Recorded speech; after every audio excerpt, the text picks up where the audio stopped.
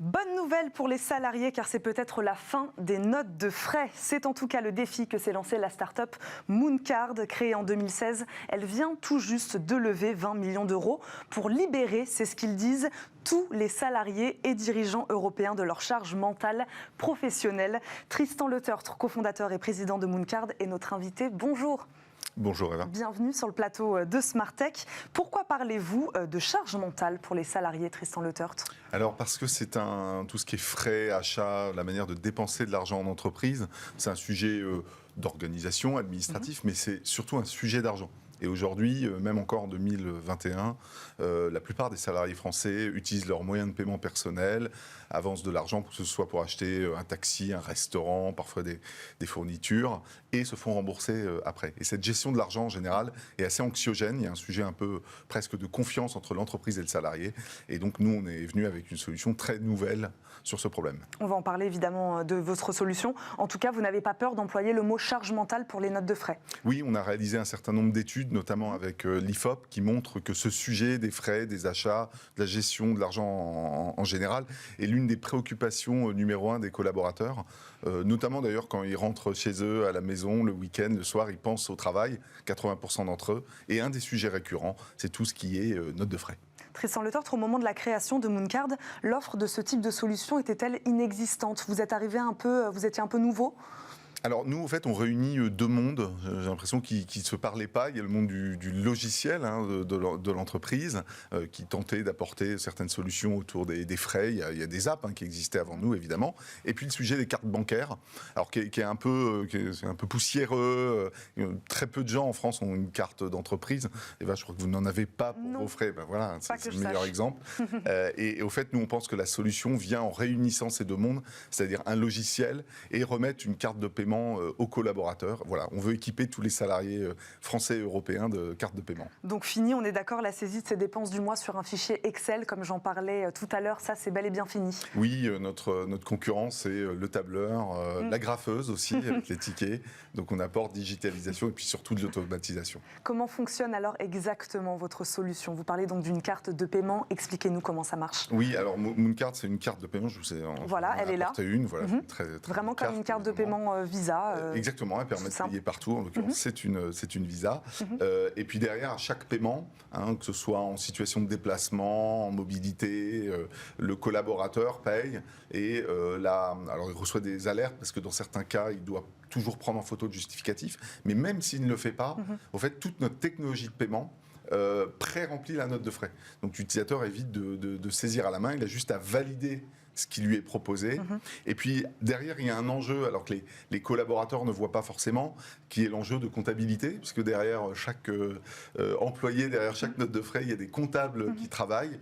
Et il y a un gros enjeu dans les départements financiers, auprès des directions financières, des comptables, qui derrière doivent assurer que la note de frais est bien remplie. Il y a des enjeux aussi d'argent, très concret, puisqu'il faut récupérer la TVA, par exemple. Donc ça, c'est vraiment des espèces sonnantes et trébuchantes pour l'entreprise. Et nous, on vient automatiser, optimiser cela. Et donc vous soulagez, comme vous le dites, tout un tas de métiers finalement au sein d'une organisation. Le RH, celui de la comptabilité, le salarié lui-même, c'est ça ? Oui, c'est vrai qu'avec ce type de solution, c'est une carte de paiement, mais ça fait appel à beaucoup d'univers. On a le sujet RH, puisqu'on parle effectivement de charge mentale, de relations entre l'employé et l'entreprise. Il y a beaucoup de sujets comptables. Beaucoup de nos interlocuteurs sont des dirigeants d'entreprises, petites ou grandes, ou des directeurs financiers. Et puis on parle aussi beaucoup de l'univers de la mobilité, du voyage, puisqu'on équipe aussi des flottes de véhicules, ce type de cas de figure. Tristan Letertre, ce sont des outils simples que vous utilisez pour faire marcher votre solution. Vous parliez de logiciel tout à l'heure. On ne parle pas ici d'intelligence artificielle ou si, peut-être un peu, expliquez-nous. Oui, on a des briques globalement technologiques assez complexes puisqu'on traite du paiement. Et le paiement, il faut que ça marche parce que, évidemment, quand les utilisateurs doivent payer, il faut que ça marche. Des enjeux logiciels aussi derrière, du logiciel d'entreprise. entreprises. L'une de nos particularités, c'est qu'effectivement, on a construit l'un des systèmes des paiements les plus pointus. Alors typiquement, avec une Mooncard, le manager ou le dirigeant d'entreprise peut choisir et dire cette carte ne fonctionne que dans tel restaurant, de telle heure. Elle ne marche pas pour prendre un billet d'avion, mais elle fonctionne plutôt pour acheter des masques. Enfin, voilà, je donne des exemples. Ça, c'est l'une des premières technologies de paiement qui a été déployée auprès des entreprises. Ça n'existait pas avant nous, donc on est évidemment très fiers. Et puis après, il y a plus du logiciel d'entreprise autour de la comptabilité et de la gestion massive, puisqu'on déploie aussi auprès de grandes entreprises.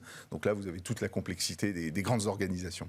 Comment percer, Tristan Letort, dans un secteur qui est quand même très concurrentiel aujourd'hui? Quelle est votre particularité? Qu'est-ce qui vous a différencié? Effectivement, on est arrivé dans un monde qui était très logiciel, avec des applications.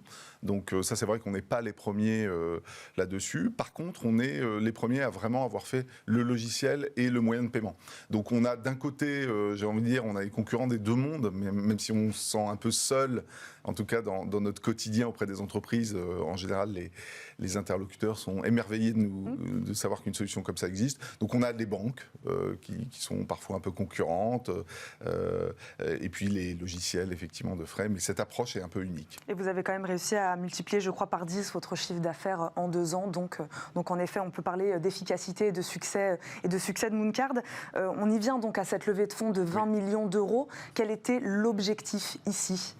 Alors, on a annoncé effectivement une levée de fonds de 20 millions d'euros avec nos anciens investisseurs qui sont Aglaé et Raise, et on accueille 2 nouveaux investisseurs qui sont Blackfin et Partech, des très beaux investisseurs franco-européens ou franco-américains. C'est important d'avoir des investisseurs de renom comme ceux-là? Oui, évidemment, c'est des gens qui ont de l'expertise très importante, qui ont un ancrage, à la fois un ancrage français et européen très important, et ça c'était critique pour nous d'être accompagnés, d'avoir cette expertise-là, avec évidemment beaucoup d'expérience internationale.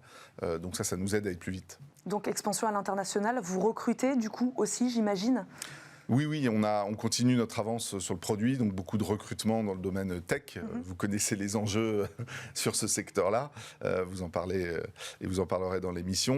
On a ces enjeux-là, et puis la dimension commerciale et marketing, puisqu'au total d'ailleurs, sur l'ensemble des équipes, on va recruter près de 100 nouvelles personnes dans les 12 prochains mois. 100 nouveaux collaborateurs. Voilà. Alors nous, chez Mooncard, pour l'instant, on est 80 personnes, donc ça veut dire plus que doubler la taille de l'équipe. Donc vous imaginez bien que ce sont des enjeux pour une société comme la nôtre, donc des talents de qualité, en respectant la parité, évidemment. Parce que vous avez des objectifs aujourd'hui. Une petite question, quel type de structure utilise à ce jour votre solution, et combien, et quels sont peut-être justement vos objectifs avec cette levée de fonds? Oui, en 2 ans, puisqu'on a réalisé une première levée de fonds en 2019, on a pu séduire près de 3000 entreprises de toute taille, donc beaucoup de PME partout en France, d'ailleurs certaines à l'étranger, des grands noms comme Vinci, Air France, Cora, Zadig & Voltaire. Donc plus petites, plus grandes structures. En France, à Paris, des sociétés traditionnelles, des PME, des startups, et évidemment. Donc on est très fiers d'apporter cette digitalisation à l'ensemble des salariés, et également des entités publiques, puisqu'on a près de 500 entités publiques qui utilisent Mooncard. Vous travaillez également avec des collectivités. Merci beaucoup, Tristan Letort, d'avoir répondu à nos questions ce matin sur Smart Tech. Je le rappelle, vous êtes cofondateur et président de Mooncard. Merci beaucoup. C'est l'heure de notre talk du jour, focus aujourd'hui sur l'emploi cyber.